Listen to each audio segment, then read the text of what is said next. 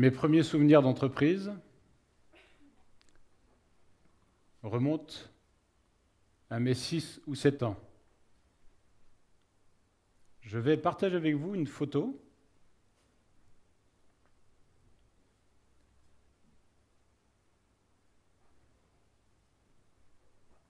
à cette époque, avec mon grand frère, nous étions ravis quand notre père, le mardi soir, arrivait du travail et il nous disait « Les gars, demain matin, je vous emmène dans mon camion. » Mon papa travaillait dans un abattoir de volailles de Chaland. Et ainsi, nous l'accompagnions, et dès 3 heures du matin. Et je me souviens encore de ces moments de complicité avec mon grand frère, mon père, ces odeurs de ferme, ces odeurs de fiente, de poulet et de chocolat chaud que nous servait la fermière avant que nous repartions pour ramener la volaille vivante à l'abattoir que vous apercevez derrière moi. De ces souvenirs candides, cet abattoir nous a réservé une autre réalité. Chez Plantive, quand on voulait quelque chose, eh bien, il fallait qu'on se le paye. Et pour se le payer, il fallait travailler. Alors, nous avons, avec mon grand frère, travaillé, petit boulot d'abord, et puis les saisons. Et je me souviens, le matin, nous arrivions à l'abattoir à 5 heures, 6 heures, et je me souviens encore des néons agressifs. Je me souviens du bruit incessant de la chaîne, cette relation à la mort, cette odeur des viscères, de sang. Et puis la pause de 10 heures. La pause de 10 heures, le casse-croûte.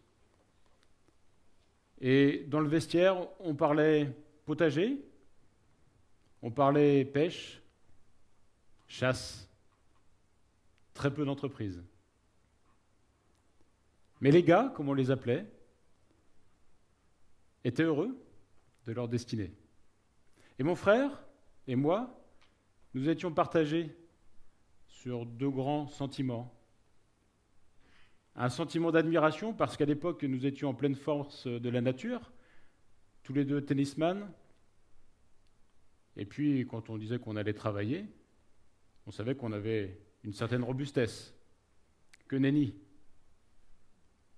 Ces ouvriers, ils avaient une force incroyable. Leurs mains étaient de véritables outils de précision. Et nous ne pesions pas lourd dans la balance par rapport à leurs propres capacités. Nous avions donc ce sentiment d'admiration, mais aussi un sentiment d'incompréhension. Comment pouvions-nous travailler de la sorte, remettre le couvert tous les jours, pendant 20 ans, 30 ans, 40 ans? Mon frère et moi, nous savions pourquoi nous faisions des études. Nous voulions accrocher notre avenir à une autre idée. Les études, pas forcément très brillantes, me concernant. Toujours peut mieux faire. Commencer à Machecoul, poursuivi à Notre-Dame par la force des choses, à Chaland, et puis la Jolivrerie, et puis les premiers stages en entreprise. Et puis à ce moment-là, j'apprends ce que c'est que l'entreprise d'un point de vue théorique. La société. Du latin socius, compagnon. J'apprends que lorsqu'on veut devenir entrepreneur, il faut créer sa société, l'enregistrer au greffe du tribunal. Ainsi fait, on vous demande de définir un objet social, de constituer un capital social composé de parts sociales. Et puis moi, devant vous, je suis une personne physique, mais la société que vous créez, c'est une personne morale. Très intéressant comme thématique.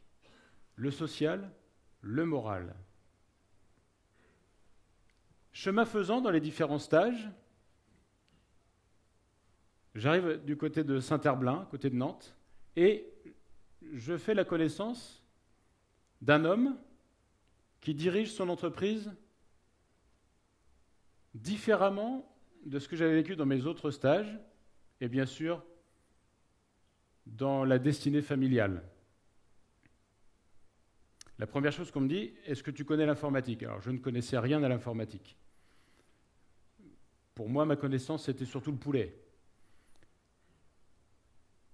Et on me dit, dès le départ, la première chose que tu feras en rentrant dans l'entreprise, tu salueras tout le monde. Et on me dit, bien sûr, le tutoiement est de rigueur. Là, les codes étaient déjà très différents de ce que j'avais pu rencontrer ailleurs. Je suis devant vous, et il y a donc 25 ans, j'ai intégré cette entreprise. Je suis passé par l'ensemble des métiers du commerce. Il a fallu déterminer le successeur du fondateur, ce capitaliste 68ard, comme on l'appelle souvent. Mais pour avoir la légitimité pour succéder à un tel homme, il fallait en passer par un vote. Et donc j'ai été élu pour lui succéder. Cette entreprise, c'est une recette de cuisine. Les valeurs, les ingrédients, plein de valeurs. Je vais en décliner 3 devant vous. La première, la valeur de partage. Premier ingrédient. Deuxième ingrédient, le respect. Et le troisième ingrédient, la transparence. Je voudrais partager une autre photo avec vous ce soir. On est au travail.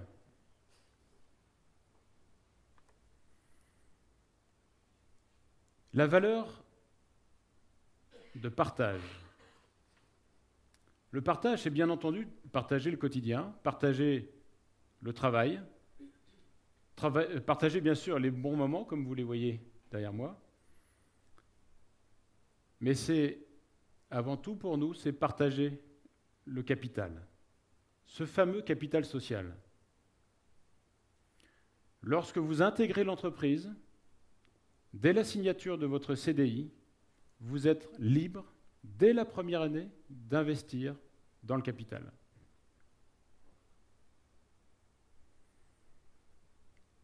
L'objet, c'est enraciner, donner du sens. C'est bien entendu garder l'indépendance, garder sa destinée en main, et puis ce capital, il doit se transmettre. Nous l'avons défini ainsi. Ainsi, un collaborateur, puisqu'on parle de collaborateur, eh bien, lorsqu'il a 50 ans, il est à 15 ans de la retraite. À 50 ans, non seulement vous ne pouvez plus acheter de capital, mais chaque année, jusqu'à votre retraite, vous céderez 1/15 de votre détention en part sociale. Vous allez me dire, mais pour qui? Pour les moins de 50 ans. Ainsi, chaque année, il y a une bourse aux actions, et chaque année, les plus jeunes rachètent aux plus âgés.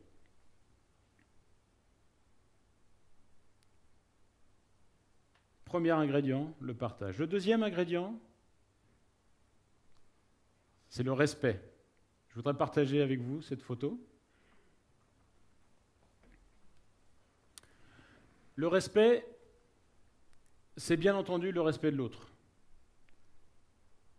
Que nous soyons Bac plus 2, Bac plus 5, nous avons aussi des Bac plus 7. Que nous soyons personnel d'entretien, ingénieurs ou dirigeants, respecter le travail qui est fait par l'autre, parce que nous partageons la certitude que chacun apporte sa pierre à l'édifice. Le respect, c'est aussi l'équilibre, pour nous en tout cas, des rémunérations.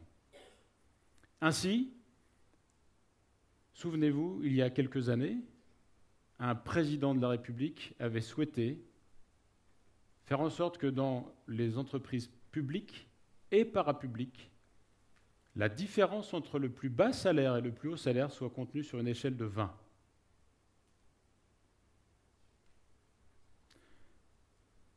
Dans notre entreprise, nous appliquons une échelle de 3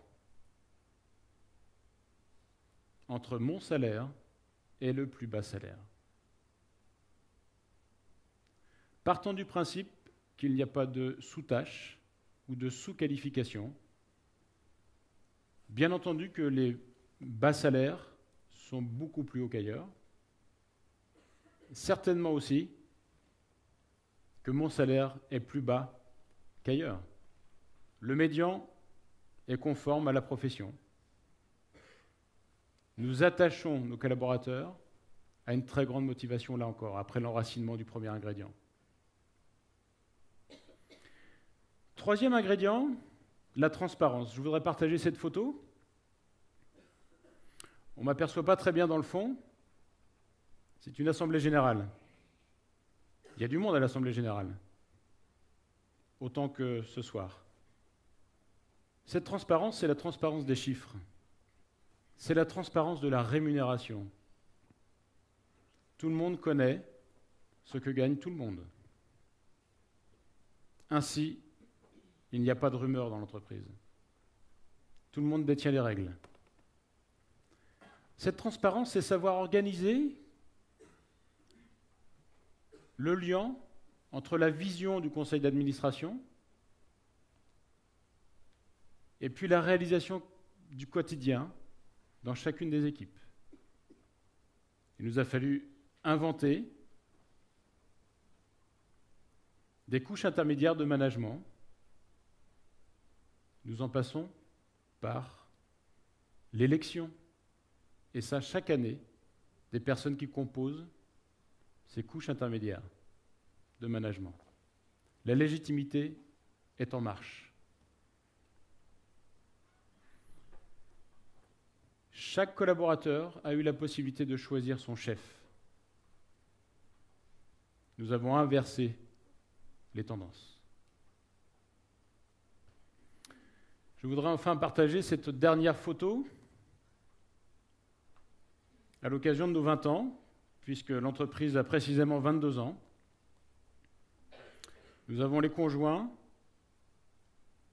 de nos collaborateurs ainsi que les enfants. Il apparaît comme une évidence que nous connaissons une véritable mouvance vers la détention d'entreprises très éloignée de ceux qui produisent, via des organismes financiers. La codétermination que nous avons déterminée dans l'entreprise, merci, elle vient du fait que chaque dirigeant, parmi les 12 du conseil d'administration, sont tous opérationnels, en codétention de l'entreprise. Souvent, on nous a dit, pour les sceptiques, ça ne peut pas fonctionner comme modèle. Il faut bien des gens pour diriger. Le conseil d'administration est là pour ça. Il détermine la vision. Les sceptiques aussi nous disent, vous êtes dans l'informatique, c'est normal, ça fonctionne. C'est un secteur d'activité qui se porte très très bien. Le secteur de l'informatique, précisément en France, en moyenne chaque année, croît de 5%, ce qui est remarquable. Notre entreprise est en croissance à 2 chiffres depuis sa création il y a 22 ans. Qui de la poule ou de l'œuf? Une certitude nous habite, c'est que nous sommes jugés non pas sur ce que l'on lit ou sur ce que l'on peut être amené à dire, comme moi ce soir devant vous. Nous sommes jugés sur ce que l'on fait. Et nous le faisons. Et ce qui est formidable, c'est que nous sommes certains que faire du copier-coller d'organisations humaines, entre organisations humaines, c'est extrêmement compliqué. Mais nous partageons déjà ces convictions profondes avec d'autres dirigeants, dans des entreprises beaucoup plus petites que la nôtre, dans des secteurs d'activité qui n'ont rien à voir, et ça fait taire les sceptiques, en boulangerie par exemple, et à chaque fois ces entreprises connaissent le même mouvement, la même dynamique.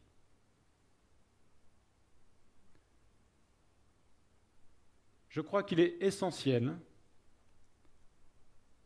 de ne pas s'arrêter sur les normes, ne pas s'arrêter sur le consulting aveugle, de ne pas s'arrêter sur les labels pour faire bien sur un site internet, de bien vivre au travail. Le bien vivre au travail, ça n'est pas mettre simplement un flipper dans une salle à café. C'est beaucoup plus profond que ça.